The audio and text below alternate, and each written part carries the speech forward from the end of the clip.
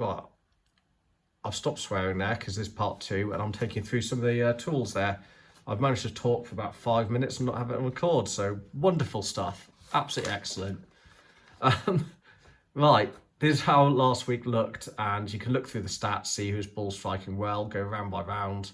Data Golf's all free. You go in here, and usually it's in here, sorry, live tournament stats. Other bits that are good are historical event data that we'll move on to, and course fit tool. JT Poston, next example of why you need to look into it on a round by round basis if you're playing Showdown. But also as a general overview, he lost 2.65 on the final hole because he went over aggressive, trying to hit this kind of 3-wood with the ball below his feet, or it might be a hybrid, but yeah, overly aggressive play, landed in the water, then laid up and made a bit of a mess of it, getting an 8. But he said he wouldn't regret it, and that lost him about $260,000. So I've got newfound respect for him. I like the guy. I like aggressive golfers. You know, boom or bust, go for it. So yeah, lovely stuff. And we got Aaron Badley, a guy was following around the Scottish Open, couldn't lose him, but not sure where he popped up from. Some of the guys that I'll be tipping up, but you can just see, you can go through, see who's been ball striking well, who's the best at the event, couldn't putt. We've got a soft spot for these guys who can ball strike but not putt. Love that. It's been my game for years. You can go through the years, 2020, 2021, get an idea.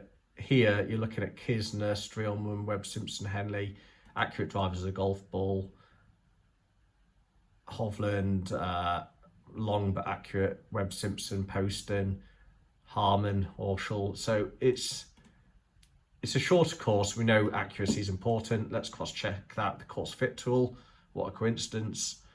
That is the green dotted line, shows how the average event stacks up, and this is in green how this event stacks up. So driving distance not so important, driving accuracy is, and approach is very important there, as it always is. Course key stats on Victor and Good. It's a subscription service, absolutely excellent at what he does.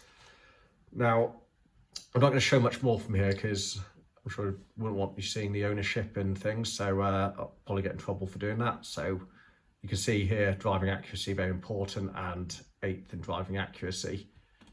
Generate 75 does some of the best content on Showdown, on course previews.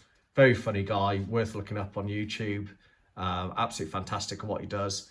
We're trying to do a bit of a different slant with more European golfers getting in there. But yeah, he's mentioned this windy.com for weather and these towers. But yeah, I paid the subscription, so you can see here how we're doing. At the moment, it looks a bit better for AM Thursday, PM Friday. I mean, that rain absolutely terrifies me. I'd hate to play in that. I've been miserable, soaked through. Nothing worse than sitting down in the clubhouse after with a pair of wet boxers on, feeling like you wet yourself. Absolutely disgusting. But these professionals, you know, they've got a caddy to help them stay dry, all the gear, and they actually have an idea, so that's good for them. And yeah, they'll have a soft golf course and just absolutely go pin seeking with the wind down. I mean, look at that, like 35 mile an hour gust potentially on Friday morning. So I'm weather stacking. I've said before why there's an advantage to it. I'll move on to that in a second with another video on DraftKings. So I'm bombarding you with videos. Golf betting system, I mentioned Steve Bamford before even, and he does an excellent write-up. They do their own predictor, so you can see who they've got here and you can adjust these values. But a new tool that I found was this one, the GBS predictor, that I thought was fantastic. You can adjust all these values here, like current form and event specific, so past 70s, Carolinas, etc. So I think that's a really good tool to be using. I'll move on to some DraftKings bits and bobs, talking about tiers, and then you'll have part 3 is going to be the betting video. So yeah, try to keep this short, just showing you some tools that we can use, and hopefully you've enjoyed it and you love a little bit of weather and stats like me.